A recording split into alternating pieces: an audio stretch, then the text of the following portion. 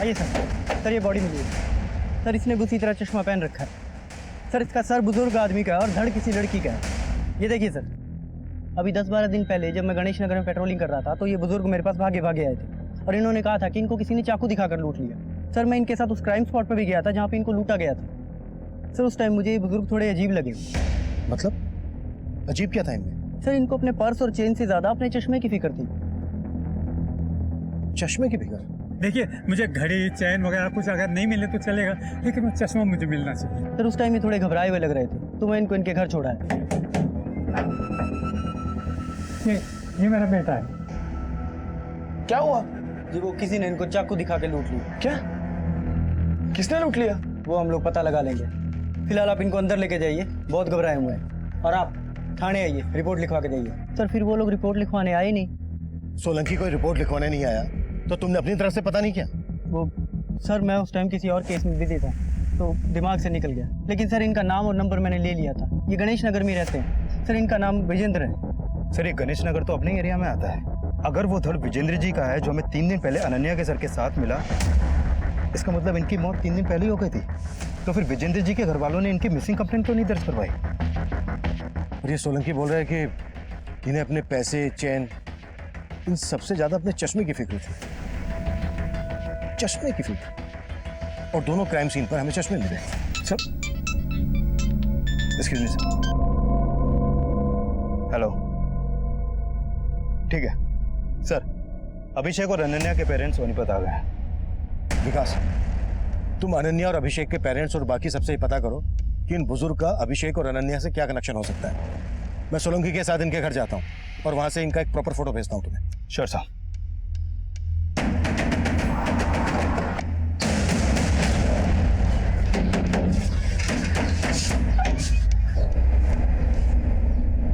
जी विजेंद्र जी कहाँ है? सर वो पापा तो हरिद्वार गए हुए हैं। हरिद्वार नहीं गए, मर्डर हो गया उनका। क्या? ये क्या बोल रहे हैं सर आप? हाँ, और काफी टाइम हो गया मर्डर को। अब ये बोलो कि तुम लोग छुपा क्या रहे हो हमसे? सर हम कुछ नहीं छिपा रहे सर। पापा 5 दिन पहले ही हरिद्वार जाने का बोल के ही गए थे सर। हरिद्वार किसी के साथ गए थे? नहीं सर, अकेले ही गए थे। चलिए पापा, मैं आपको स्टेशन छोड़ देता हूँ। अरे मैं अकेले चले जाऊंगा, मेरी चिंता मत करना बेटा। उन्हें एक आदमी ने लूटा था। इन्होंने बोला था रिपोर्ट लिखवाने आने के लिए। आई क्यों नहीं? सर वो पापा ने मना कर दिया था रिपोर्ट ना लिखवाने के लिए। पापा शिकंजी। हाँ बेटा।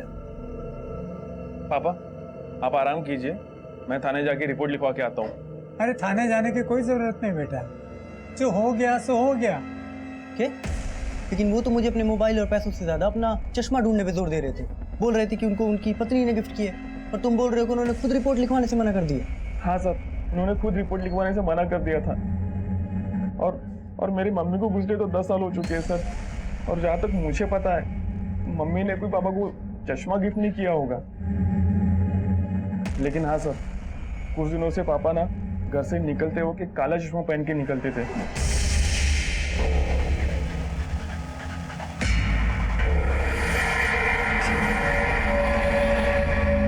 विजेंद्र जी की लाश हमें 2 लड़कियों के साथ मिली। अभी जिस लड़की के साथ लाश मिली उनकी, उस लड़की के धड़ के साथ उनका सर जुड़ा हुआ था। लेकिन इससे पहले जिस लड़की के साथ हमें उनकी लाश मिली, उस लड़की के सर के साथ विजेंद्र जी का धड़ जुड़ा हुआ था। और वो लड़की ये है, और इसका नाम है अनन्या। जानते हैं उसको? नहीं सर, मैं तो इसे नहीं जानता। ये विजेंद्र थे।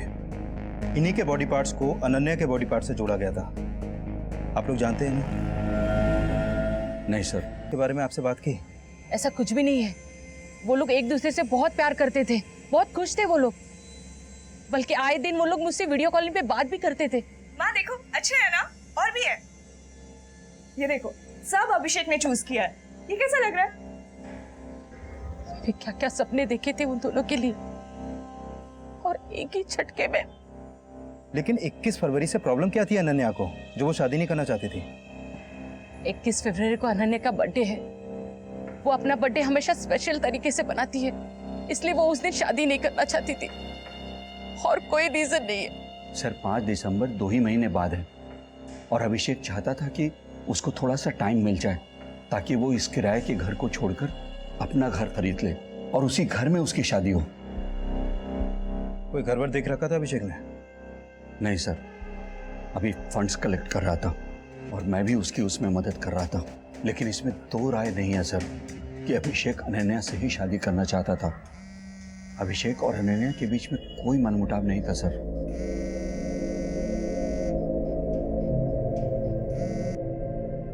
हेलो, हाँ अभी सब कुछ कंट्रोल में है यहाँ पे, लेकिन यहाँ पे फिर से आने की कोई गलती मत करना, वरना तुम भी फंसोगे और मैं भी फंसूंगी।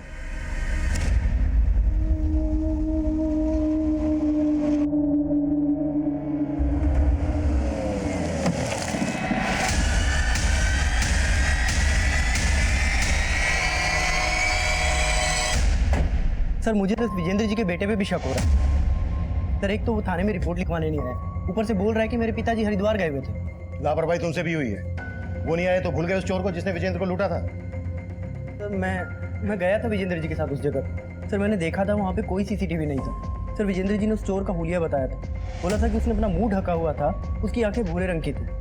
तो अब ढूंढो उस भूरी आंख वाले चोर को, शायद वहां से हमें कोई लीड मिल जाए और इस बार कोई कोताही नहीं होनी चाहिए। जी सर। सर, अभिषेक और अनन्या के कॉल रिकॉर्ड में भी विजेंद्र जी का नंबर नहीं मिला, लेकिन दोनों के फोन मुरथल में बंद हुए। अभिषेक के फोन से लास्ट कॉल अनन्या को मुरथल से हुआ और उसके बाद अनन्या का फोन भी मुरथल तक ट्रेवल हुआ और फिर इन दोनों के फोन वहां पर बंद हो गए। हमें लाशें मिली गुहाना में और फोन बंद हुए मुरथल में।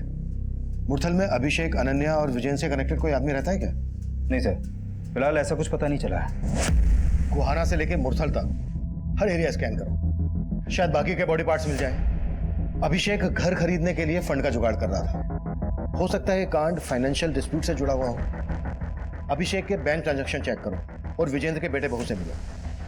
दोनों जुड़ी हुई लाशों ने एक जैसे काले चश्मे पहने हुए थे। इन चश्मों पे किसी ब्रांड का नाम नहीं है। पता करो इस तरह के काले चश्मे कहां कहां बेचे जाते हैं, शायद वहां से हमें क्रिमिनल के बारे में पता चल जाए। Okay sir. छोड़ दो मुझे, छोड़ दो, मैं पुलिस को जाके सब कुछ बता दूंगी। पुलिस को बताएगी? अरे तू पुलिस के पास ना जाए तभी तुझे यहाँ उठा कर लाए। छोड़ दो।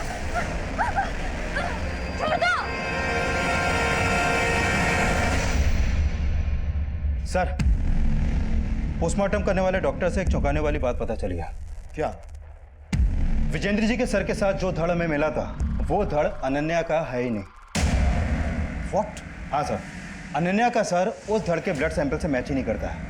लेकिन सर, अनन्या के सर के साथ जो धड़ हमें मिला था वो धड़ विजेंद्र जी के सर के ब्लड सैंपल से मैच करता है।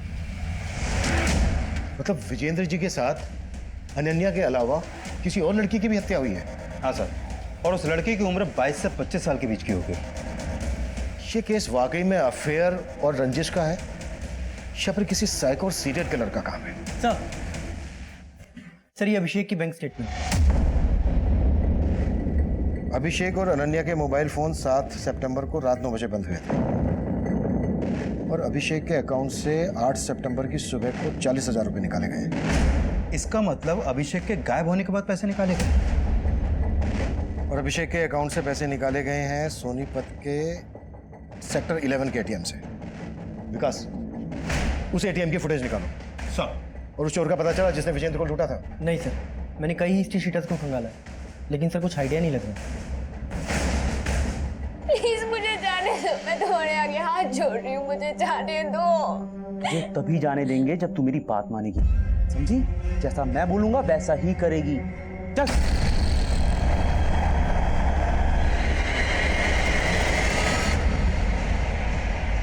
सर, ये उस एटीएम की सीसीटीवी फुटेज है जहां से अभिषेक के डेबिट कार्ड से पैसे विड्रॉ किए गए थे और पैसे अभिषेक ने नहीं, इसने निकाले। साहब मैंने कुछ नहीं किया साहब। बोल, क्या कांड किया तूने और कौन कौन लोग शामिल हैं तेरे साथ? साहब मैंने कोई कांड नहीं किया, खुद अभिषेक भैया ने मुझे डेबिट कार्ड दिया था पैसे निकालने के लिए। हाँ बस। यार तूने वो फाइल दिया था क्या? हाँ बस हो ही गया अभी कंप्लीट। हाँ भैया मैं आपसे बोला था ना, मुझे 30,000 रुपए की जरूरत थी, तो कुछ हो जाता तो। अरे हाँ, एक मिनट।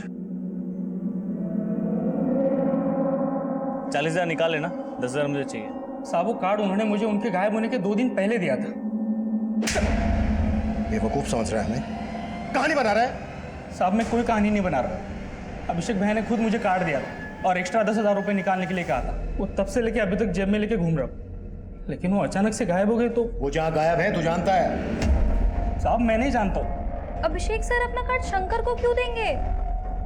सर ये शंकर जरूर झूठ बोल रहा है। हाँ सर, आप पता कीजिए उसने अभिषेक के साथ क्या किया।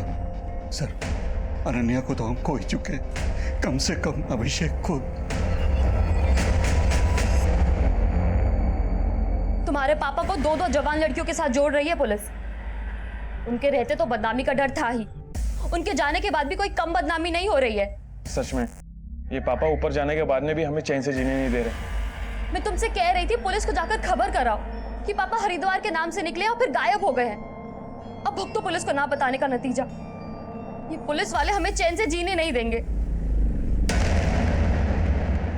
सर मुझे लगता है शंकर सच बोल रहा है, क्योंकि मैंने चेक किया अभिषेक के गायब होने से पहले भी शंकर ने उसके अकाउंट से कई बार पैसे विड्रॉ किए। लेकिन अभिषेक की मेड संगीता तो शंकर पर शक जता रही है। सर हो सकता है वो झूठ बोल रही हो या फिर अभिषेक ने उसे बताया ही ना हो। अभिषेक का एक ऑटो ड्राइवर को अपना डेबिट कार्ड देना उतना ही अटपटा है जितना कि केस अटपटा है।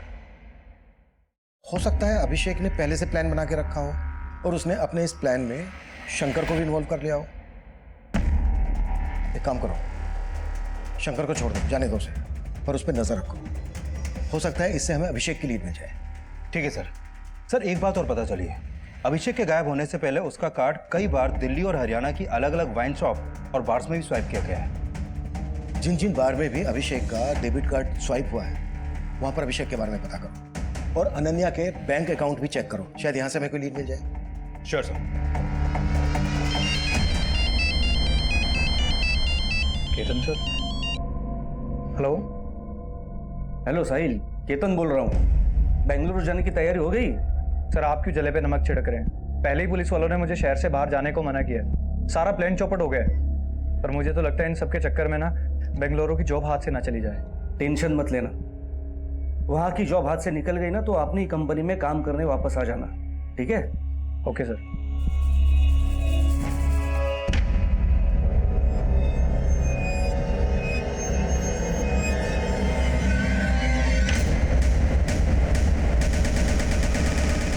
सर विजेंद्र जी के कॉल रिकॉर्ड में एक नंबर मिला है। ये नंबर इस गुलशन सोडी नाम के आदमी का है। सर विजेंद्र जी गुलशन सोडी को लगातार कॉल कर रहे थे और पता चला है कि गुलशन सोडी मैच मेकर है, लड़कियों और लड़कियों का रिश्ता करवा के उनकी जोड़ियां बनाता है। हो सकता है अनन्या और उस दूसरी लड़की का इस गुलशन से कोई कनेक्शन हो, जिनके बॉडी पार्ट्स हमें विजेंद्र जी के बॉडी पार्ट से जुड़े मिले थे। हो सकता है सर। सर जब उन लाशों पे मिले चश्मों के बारे में मैं पता लगा रहा था तो मुझे एक बात और मालूम चली है। सर एक R3 ग्लासेस नाम की कंपनी है जो इस तरह के चश्मे और घरेलू प्रोडक्ट्स बनाती है। सर उनकी एक सेल्स गर्ल है, शर्मिन नाम है सर इसका। सर ये डोर टू डोर जाके चश्मे बेचती है सर, लेकिन कुछ दिनों से गायब है। रहती कहाँ है शर्मिन? सर खानपुर में। इसका मोबाइल नंबर भी मिला है सर, लेकिन स्विच ऑफ आ रहा है। विकास तुम्हें शारमिन के घर जाओ और चेक करो कि इसके चश्मों का इस क्राइम से क्या कनेक्शन है। मैं गुलशन चौधरी से जाके मिलता हूँ।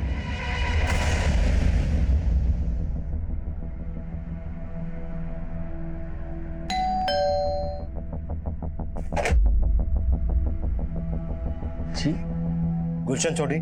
जी सर। हमें विजेंद्र जी के बारे में बात करनी है। हाँ साहब, मेरी बेटी शर्मिन चश्मे बेचती है, मगर आप ये सब क्यों पूछ रहे हैं? कहाँ है वो? बुलाइए उसको, बात करनी है। बात दरअसल वो कई दिनों से घर नहीं आई है। अगर शर्मिन इतने दिनों से गायब है तो उसकी मिसिंग कंप्लेंट क्यों नहीं दर्ज करवाई आपने? साहब दरअसल 1 हफ्ते बाद उसका निकाह था, क्या अचानक वो गायब हो गई? उसको ढूंढते साहब, कहीं से उसको ढूंढते। जी वो विजेंद्र जी तकरीबन 3 महीने पहले मिले थे मुझे। दरअसल वो शादी करना चाहते थे। विजेंद्र जी शादी करना चाहते थे? हाँ जी। अच्छा, आपने उनका किसी के साथ रिश्ता करवाया था? जी मैंने उनको उनकी उम्र की काफ़ी सारी औरतों की फोटोएं दिखाई थी।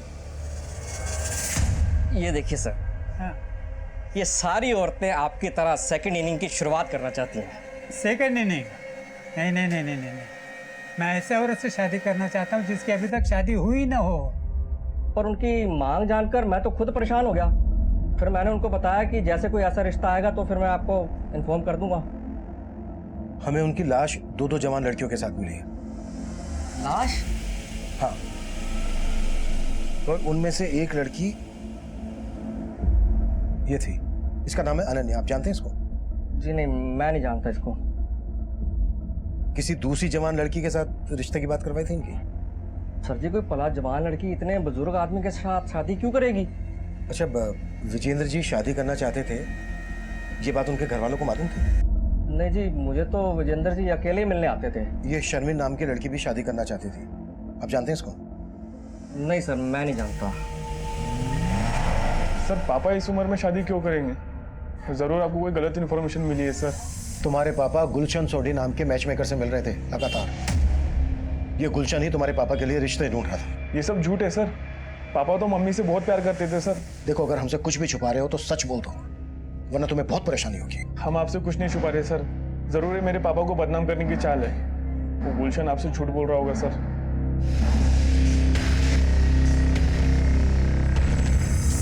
सर, चूंकि विजेंद्र जी का सर और धड़ दोनों मिल गए हैं, इसलिए उनकी कंप्लीट पोस्टमार्टम रिपोर्ट तैयार हो गई है। इस रिपोर्ट के मुताबिक विजेंद्र जी को मारने से पहले उनको कोई नशीली चीज खिलाई गई थी। मतलब विजेंद्र जी का गला नशे की हालत में काटा गया? नहीं सर, ऐसा नहीं है। विजेंद्र जी को पहले नशा देकर बेहोश किया गया, फिर उनका गला घोटा गया जिससे उनकी सांसें रुक गई, और फिर विजेंद्र जी की मौत होने के बाद उनका गला काटा गया। सर, अगर विजेंद्र जी वाकई में शादी करना चाहते थे तो ये रिवर्स ऑनर किलिंग का भी तो एंगल हो सकता है। तुम्हारे कहने का मतलब यह है कि विजेंद्र जी के बेटे और बहू को इनका शादी करना शान के खिलाफ लगा हो सकता है सर, और विजेंद्र जी की बीवी आने से उनके बेटे बहू का उनकी जायदाद पे हक भी कम हो जाता। ये केस इतना अटपटा है कि समझ में नहीं आ रहा है कि इसमें कोई पर्सनल एंगल है या फिर कोई बहुत बड़ा गेम है।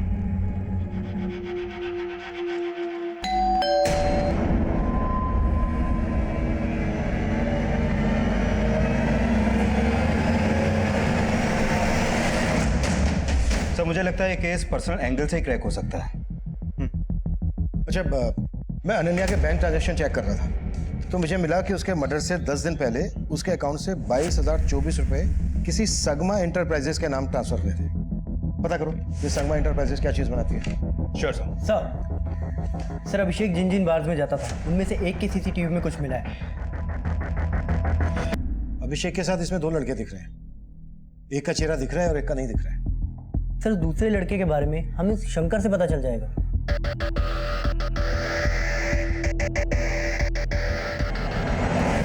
साहब, ये अभिषेक भैया के दोस्त थे, लेकिन मैं इन्हें नहीं जानता। तो खुद बैठ के इनके साथ पी रहा था और बोल रहा है तू इनको नहीं जानता? साहब, तब मैं अभिषेक भैया को सिगरेट देने गया था। अरे भाई जैसा तुम्हारे। भैया, आपका सिगरेट। हाँ, तू भी बैठ जा। अरे नहीं भैया, मैं कैसे पी सकता हूँ? आपको घर पे छोड़ना है। अरे बैठ ना, इधर आ। और भैया ने जबरदस्ती बिठा लिया मुझे। इसका स्केच बनवा सकता है? साहब, पहले और आखिरी बार मिला था, कुछ याद नहीं आ रहा है। सोलंकी, इसकी याददाश्त चली गई है, जरा याददाश्त वापस लाने में इसकी मदद कर। साहब, मुझे सच में नहीं मालूम है। साहब, सच कह रहा हूं। साहब, मुझे नहीं मालूम।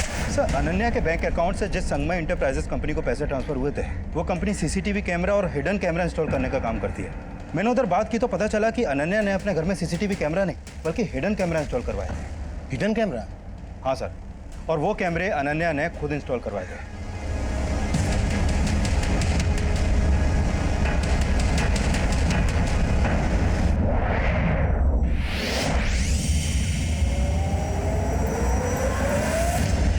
सर, मुझे लग रहा है अनन्या ने वो कैमरे इसलिए इंस्टॉल करवाए क्योंकि उसे अभिषेक पे शक था कि वो उसकी एब्सेंस में किसी और लड़की को घर पे लाता होगा। अभिषेक के घर जाकर वो हिडन कैमरास चेक करते हैं, उससे ये भी क्लियर हो जाएगा कि अनन्या ने वो कैमरास क्यों लगवाए थे। एक काम करो, जिसने वो कैमरा लगाए थे उसको वहीं बुला लो। Okay sir. विद्या जी, हम लोगों को पंजाब जाना बहुत ज़रूरी है और हम लोग चाहते हैं कि आप भी हमारे साथ चलें। नहीं, आप लोग अभिषेक के बिना पंजाब जा सकते हैं, लेकिन जब तक मेरी बेटी के लाश के बाकी हिस्से नहीं मिल जाते, मैं कहीं नहीं जाऊंगी।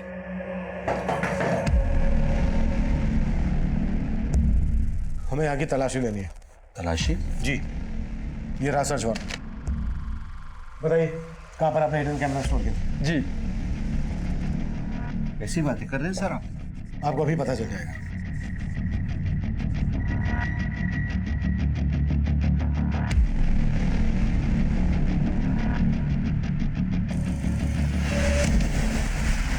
सर हमने जो कैमराज लगाए थे वो गायब है। उनकी फुटेज जरूर किसी पीसी या लैपटॉप में स्टोर की गई है। कुछ मिला? पीसी या लैपटॉप? हाँ सर, ऊपर एक लैपटॉप है। चेक करो।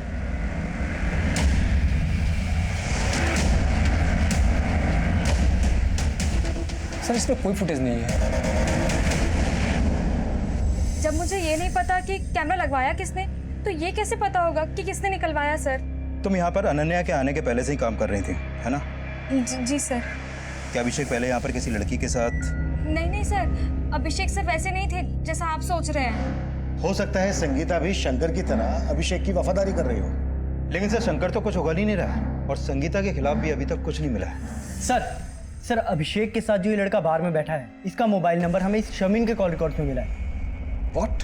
जी सर सत्यम नाम है इसका मोबाइल नंबर भी कई दिनों से बंद आ रहा है।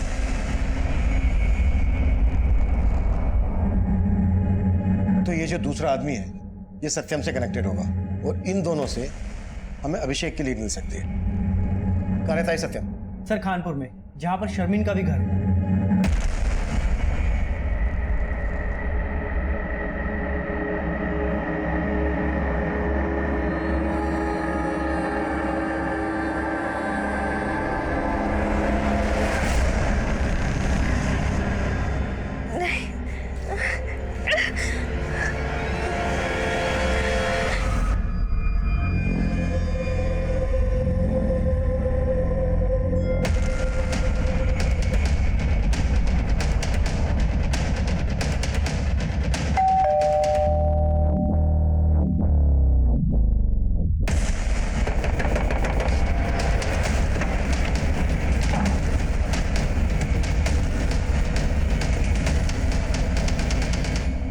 सर फेस पर, इसके हाथों पर, बॉडी पर कई जगह चोटों के निशान है।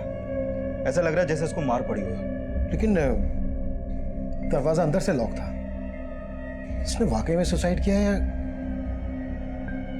और ये फांसी की रस्सी कुछ अजीब नहीं लग रही? सर जी, ये राजू है, सत्यम का पड़ोसी।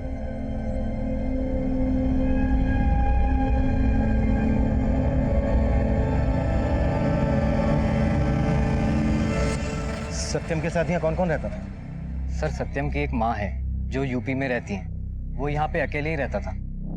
सत्यम काम क्या करता था? वो जॉब करने आया था लेकिन उसे मिल नहीं रही थी, तो काफी परेशान था वो। अच्छा, सत्यम एक शारमीन नाम की लड़की के साथ काफी टच में था। ये है शारमीन, जानते हैं इसको? सर जानता तो नहीं हूँ, लेकिन काफी बार इसे आते जाते देखा है यहाँ पे।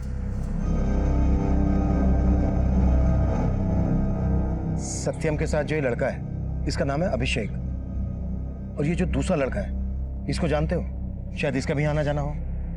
नहीं सर, मैं इसके बारे में कुछ नहीं जानता। सर शामिन सत्यम को जानती थी और सत्यम अभिषेक को।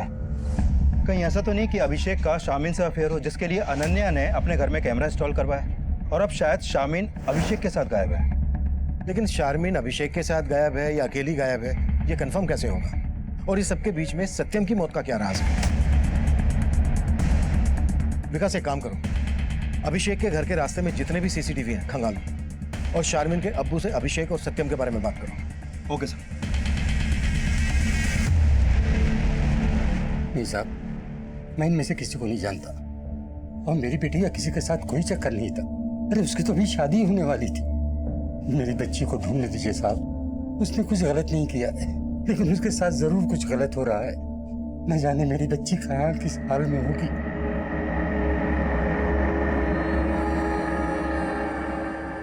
शारमीन तब हमारे लिए पहेली बनी हुई थी। तब हम उसे सस्पेक्ट मानकर चल रहे थे, लेकिन वो इस केस में एक विक्टिम थी। वहीं सत्यम तब हमारे सामने इस केस में एक विक्टिम बनकर आया था। उसकी मौत संदिग्ध हालत में हुई थी। सत्यम की लाश जिस रस्सी से लटकी हुई मिली थी, वो रस्सी हमारा ध्यान खींच रही थी। आदमी औरत की जुड़ी हुई लाशें, काला चश्मा और वो रस्सी। इस केस में सब कुछ विचित्र था और ये सिलसिला थमने का नाम नहीं ले रहा था। और इन विचित्र पहेलियों में एक और पहेली जुड़ने वाली थी। सर अभी तक हम मान रहे थे कि 3 मर्डर हुए हैं और हमें अनन्या के धड़ और एक लड़की के सर की तलाश थी, लेकिन यहाँ पर तो लड़की के सर के साथ साथ एक और लड़के का धड़ मिला है। ये देखिए सर। चश्मा निकालो। 4 मर्डर हो गए, वो भी इस ढंग से।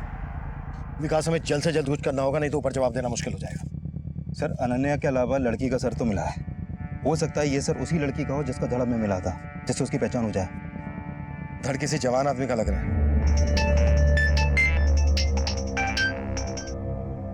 हाँ सोलंकी। सर अभिषेक के घर के पास वाले सीसीटीवी में मुझे शर्मीन या कोई और लड़की तो नहीं दिखाई दी है, लेकिन हाँ सर, एक लड़का दिखाई दे रहा है जो मुझे सस्पिशियस लग रहा है।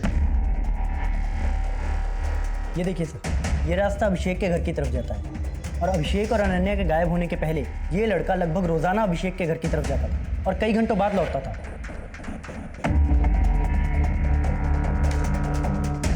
सोलंकी, इसके बारे में जल्दी पता करो। सर। विकास, सत्यम के कॉल रिकॉर्ड्स चेक करो और पता करो कि उसके कॉल रिकॉर्ड्स में इस लड़के की शक्ल वाले किसी आदमी का नंबर है क्या। हो सकता है ये लड़का वही हो जो बार में अभिषेक और सत्यम के साथ बैठा था। Okay sir.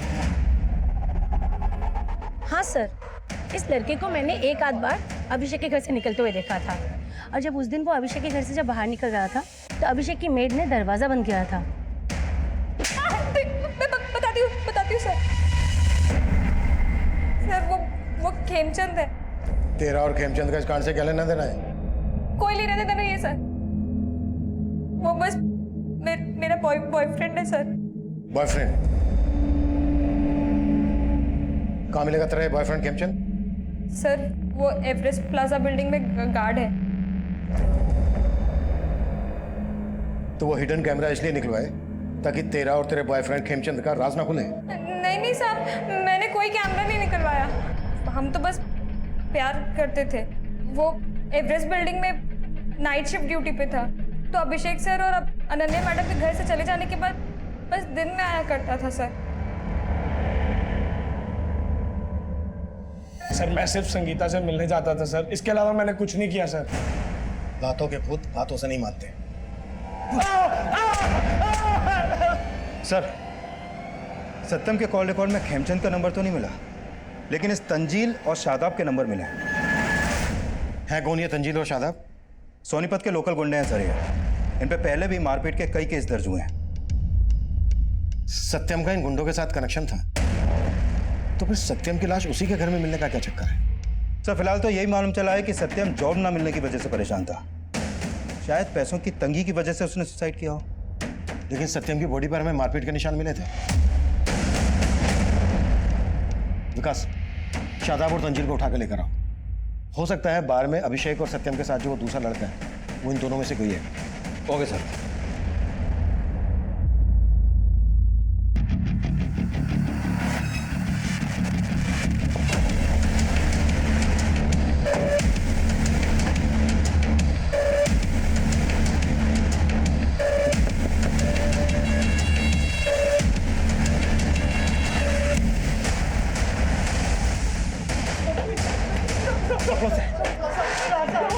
लेके चलो इसे।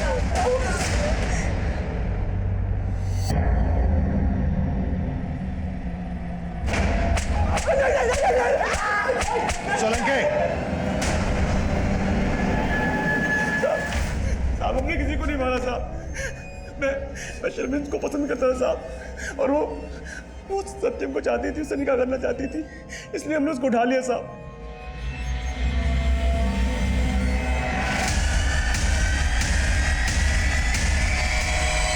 इधर हमने शर्मिन को उठाया और उधर सत्यम की कुटाई की। साले, हमारे धर्म की लड़की के साथ निकाह करेगा तू? तू निकाह करेगा? तू निकाह करेगा? सत्यम नहीं माना तो उसे मार के फांसी पर लटका दिया। फांसी नहीं साहब, हम सिर्फ उसको फोन करके धमकी दिया करते थे, और जब वो नहीं माना तो बस उसकी पिटाई की और कुछ नहीं किया साहब। ये सब तुमने शारमिन के अब्बू के कहने पे किया ना? क्योंकि उन्हें पता चल गया था कि सत्यम और शारमिन का अफेयर चल रहा है। नहीं सर, शारमिन के अब्बू तो उसका निकाह किसी और से कराना चाहते थे, और शर्मिन को मैं पसंद करता था, इसलिए शर्मिन को मैंने निकाह के लिए बोला था। सत्यम को भूल और मुझसे निकाह कर ले। प्यार करती हूँ मैं उसे। दूसरे धर्म का है वो। तेरा निकाह मुझसे होगा, नहीं तो मैं किसी से नहीं होने दूंगा। समझी?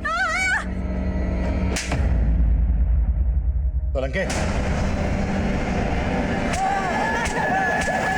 तंजील और शादाब ने जो बयान दिए थे, उनके बयान से इन जुड़ी हुई लाशों के राज नहीं खुल रहे थे, और शारमीन से हमारा बात करना इसलिए भी जरूरी था क्योंकि शारमीन जिस तरह के काले चश्मे बेचा करती थी उसी तरह के काले चश्मे इन जुड़ी हुई लाशों ने भी पहने हुए थे। लेकिन तंजील और शादाब की हैवानियत का शिकार होने के बाद फिलहाल वो इस कंडीशन में नहीं थी कि बयान दे सके। अब इस केस में एक नया सिरा खुलने वाला था और ये सिरा हमारी इन्वेस्टिगेशन की नई दिशा। विजेंद्र के साथ जिस लड़की की लाश मिली वो लड़के कौन थे? जी वो मेरी भतीजी स्वीटी थी। दरअसल विजेंद्र उससे शादी करना चाहता था और विजेंद्र की ख्वाहिशें देखकर मैंने एक प्लान बना लिया। क्योंकि विजेंद्र के नाम काफी जमीन जायदाद थी तो मैंने सोचा कि स्वीटी की उससे शादी करवा दूंगा और विजेंद्र जब अपनी मौत मरेगा तो सारा कुछ उसके नाम हो जाएगा। इसलिए स्वीटी को सोनीपत बुलाकर मैंने ये जाल बुन दिया।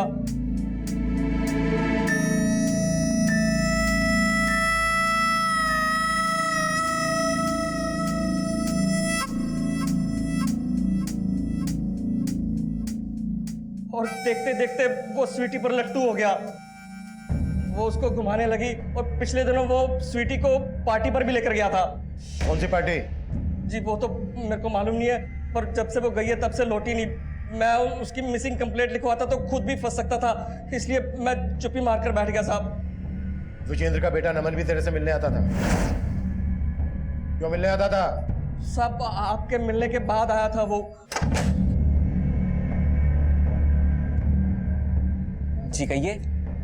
मैं जानता हूँ कि तुम एक लड़की के साथ मिलकर मेरे पापा विजेंद्र को घुमा रहे हो। बोलो कौन है वो लड़की? भाई कौन सी लड़की? तुम्हें कोई गलतफहमी हो गई है। मैं किसी लड़की बड़की को नहीं जानता। मैंने उसको झूठ बोला था क्योंकि साहब मैं डर गया था कि वो आपको कुछ बता ना दे। सर मुझे नहीं मालूम कि मेरे पापा किसी लड़की से मिल रहे थे। जब आपने मुझे गुलशन के बारे में बताया तब मैं वहां गया और जानना तो जरूरी था ना सर कि वो लड़की कौन थी जिसके चक्कर में मेरे पापा को लेकर लोग तरह तरह की बातें बना रहे थे। और इसी लोग लज्जा से बचने के लिए तूने अपने पापा और उस लड़की को? नहीं सर, मैंने ऐसा कुछ नहीं किया। गुलशन ने हमें बताया कि तेरे पापा स्वीटी के साथ एक पार्टी में गए थे। इस बारे में कुछ जानता है? पार्टी? हाँ। नहीं सर, पापा तो मुझे हरिद्वार जाने का बता के गए थे।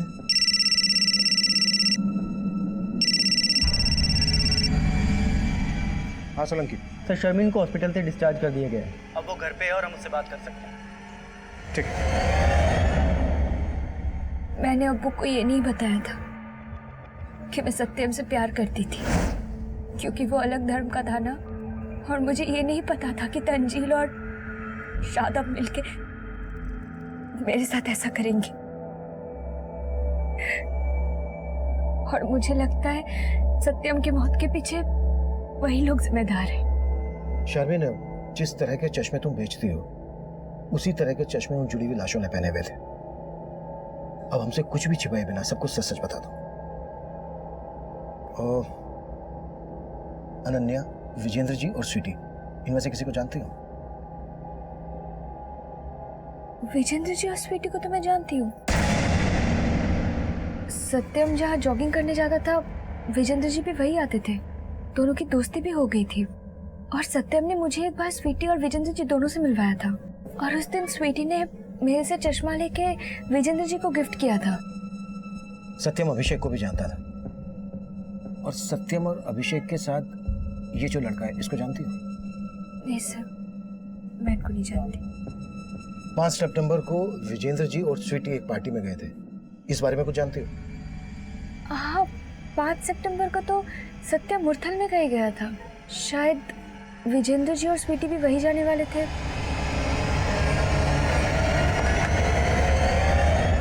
सर अनन्या और अभिषेक का फोन भी मुरथल में ही बंद हुआ था और विजेंद्र जी, स्वीटी और सत्यम भी मुरथल ही गए थे। शायद वो पार्टी मुरथल में ही हो। लेकिन गुहाना में लगभग 15-15 किलोमीटर की दूरी पर हमें सबकी लाशें मिली। और मुरथल में सब क्यों और किस वजह से इकट्ठा हुए हो? सर हो सकता है अभिषेक ने इन सबको वहां पर इकट्ठा किया हो। पर किस मकसद से? और ऐसी भी क्या पार्टी हुई जिसमें सबके सब मारे गए और सबकी लाशों को जोड़कर उन्हें काले चश्मे पहना दिए गए? सत्यम ने सुसाइड कर लिया, वो भी इस अनोखी सी दिखने वाली रस्सी से लटक कर। और सर अभी तक हमें यह भी नहीं पता चल पाया है कि स्वीटी के सर के साथ जो धड़ हमें मिला था वो किस लड़के का था। हमें कैसे भी करके उस लड़के का सर और अनन्या के धड़ का पता करना है। गुहाना से लेकर मुरथल तक पूरा एरिया स्कैन करो और पता करो ये सब के सब कौन सी जगह पर मिले थे। Okay sir.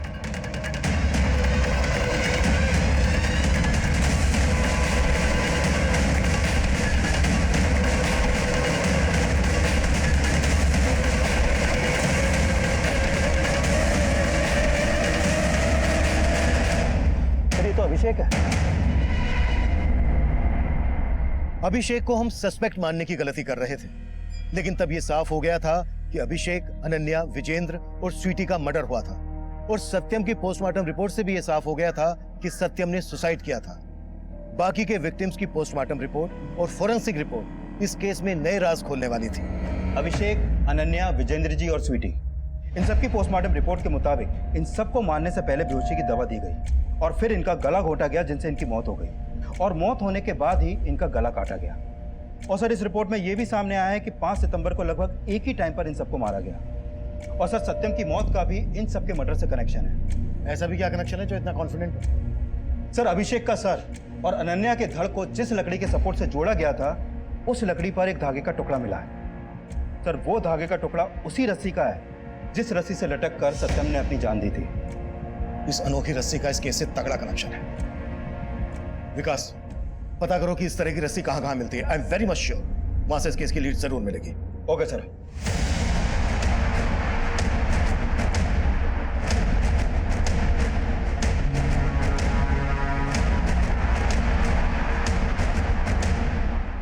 नहीं सर, ऐसी रस्सी कोई सप्लायर नहीं बनाता। पर हाँ, कुछ दिन पहले ही एक आदमी ने हमसे ऑर्डर करके खुद इस डिज़ाइन की रस्सी बनवाई थी। मेरी ये सिद्ध माला आपकी हर परेशानी को दूर कर देगी। एक बार अवश्य आजमाइए। चलो मेरे साथ। क्या बदतमीजी है ये? रस्सियां बनवाई तो क्या हत्यारा हो गया मैं? छोड़िए मुझे। अब तो छूटने नहीं वाला है। मुरथल में फार्म हाउस है ना तेरा? 5 सितंबर को पार्टी भी दी थी तूने। कौन कौन लोग थे तेरे साथ? किसके कहने पे ये कांड किया?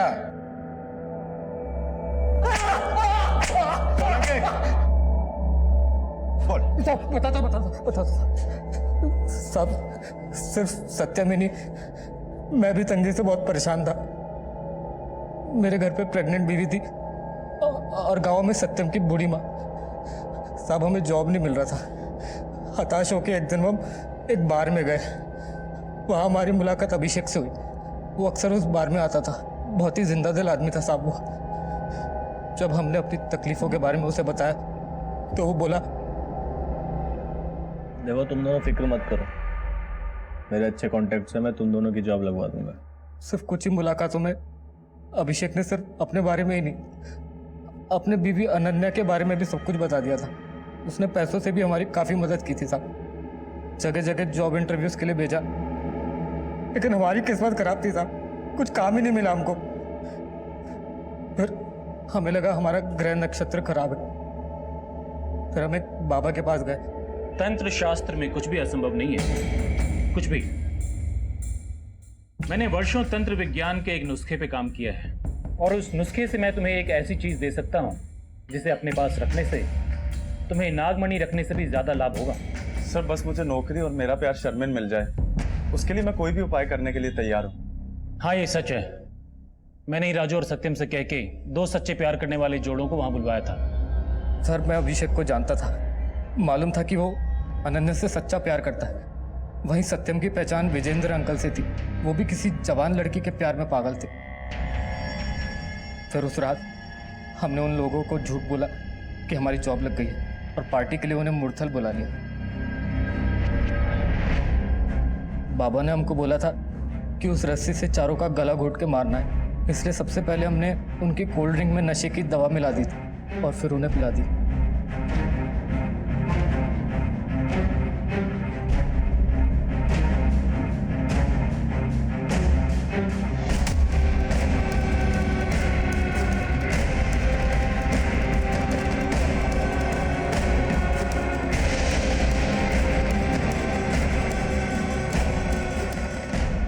बहुत अच्छे। अब तुम दोनों मिलकर इन सबके शरीर से इनका सर अलग कर दो और उसके बाद जोड़ियां बनाओ प्रेमी और प्रेमिका की। प्रेमी का सर उसकी प्रेमिका के शरीर से लगाओ।